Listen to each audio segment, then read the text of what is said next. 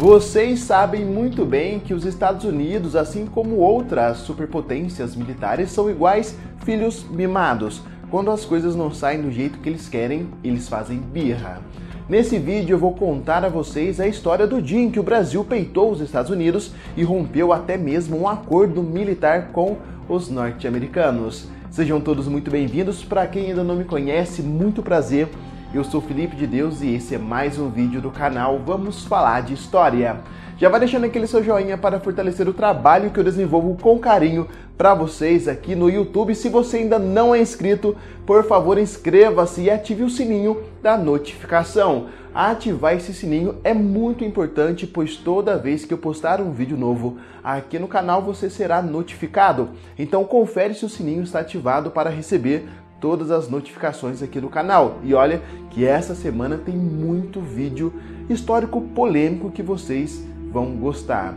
Certinho? Então, muito obrigado pelo apoio de vocês e vamos falar sobre essa história do dia em que o Brasil peitou os Estados Unidos. Podemos dizer que tudo começou no final dos anos 40, quando a humanidade ainda sentia os efeitos da catastrófica Segunda Guerra Mundial. Infelizmente, para muitos, a paz durou pouco. O jogo de interesse e a politicagem resultaram em outros conflitos espalhados pelo mundo em um período que ficou conhecido como Guerra Fria. Um desses conflitos foi a Guerra da Coreia. A guerra travada entre as Coreias foi um dos mais expressivos símbolos da Guerra Fria. Ao longo de 3 anos de conflitos, mais de 2,5 milhões de pessoas perderam suas vidas. Vocês devem estar se perguntando o que a Guerra da Coreia tem a ver com o Brasil. Na verdade, essa história começou com o início da Guerra da Coreia. Infelizmente, nós temos muitos brasileiros com síndrome de vira-lata e não reconhecem os feitos de seu próprio país. Muitos não sabem, mas quando eclodiu a Guerra da Coreia, a ONU veio pedir ajuda ao Brasil. Durante a Segunda Guerra Mundial, os brasileiros, mesmo com todas as suas adversidades, tiveram raça ao enfrentar os alemães nos campos de batalha da Europa. Os feitos dos nossos bravos heróis e heroínas de guerra foram reconhecidos principalmente pela comunidade internacional. Não é à toa que em junho de 1951, a Secretaria-Geral da Organização das Nações Unidas pediu para que o Brasil criasse uma nova Força Expedicionária Brasileira para apoiar as tropas norte-americanas na Guerra da Coreia, em defesa do Hemisfério Sul e do que eles chamavam de mundo livre. O governo brasileiro, que na época era liderado por Getúlio Vargas, rapidamente se reuniu com o Conselho de Segurança Nacional para discutir a possibilidade de enviar soldados brasileiros para a Guerra da Coreia. O grande problema é que naquele momento o Brasil não tinha condições financeiras para bancar os custos de uma força expedicionária na Ásia, e o país vivia uma grande instabilidade política. O governo brasileiro, liderado por Getúlio Vargas, chegou à conclusão de que o Brasil, antes de entrar em mais uma guerra, deveria primeiro resolver os seus problemas internos em relação à segurança e ao desenvolvimento do país. O governo brasileiro então sugeriu ajudar a ONU de outra forma. Foi aí que o Brasil e os Estados Unidos começaram a negociar um acordo militar. O governo brasileiro sugeriu fornecer minerais estratégicos às forças da ONU em troca de um auxílio financeiro de 50 milhões de dólares para o reaparelhamento do exército.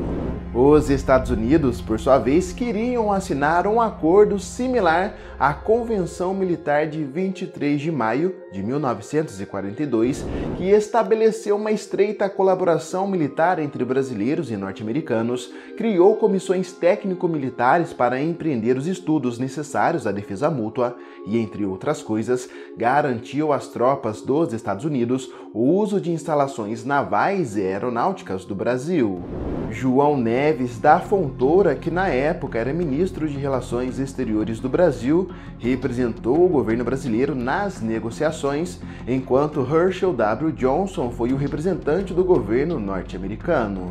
No dia 15 de março de 1952, o Brasil e os Estados Unidos assinaram um acordo de assistência militar que estabelecia, entre outras coisas, que o governo norte-americano iria fornecer equipamentos, materiais e serviços ao Brasil, enquanto o governo brasileiro iria fornecer materiais estratégicos, como urânio, aos Estados Unidos. O Brasil não enviou soldados para a Guerra da Coreia, mas forneceu matéria-prima aos Estados Unidos como urânio. Era tudo o que os norte-americanos queriam.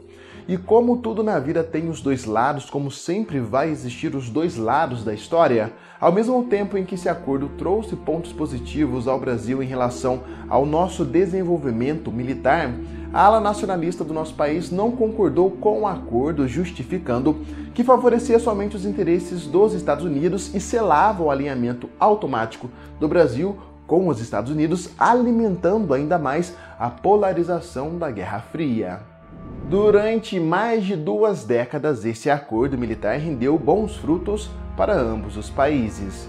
Porém, tudo mudou na década de 70, quando Jimmy Carter foi eleito o 39º presidente dos Estados Unidos e Ernesto Geisel se tornou o 29º presidente do Brasil. A mudança de governo em ambos os países iria resultar em atritos. Isso porque Jimmy Carter levantava a bandeira dos direitos humanos e o Brasil vivenciava o período do regime militar. Era apenas uma questão de tempo para o colapso do acordo entre os dois países.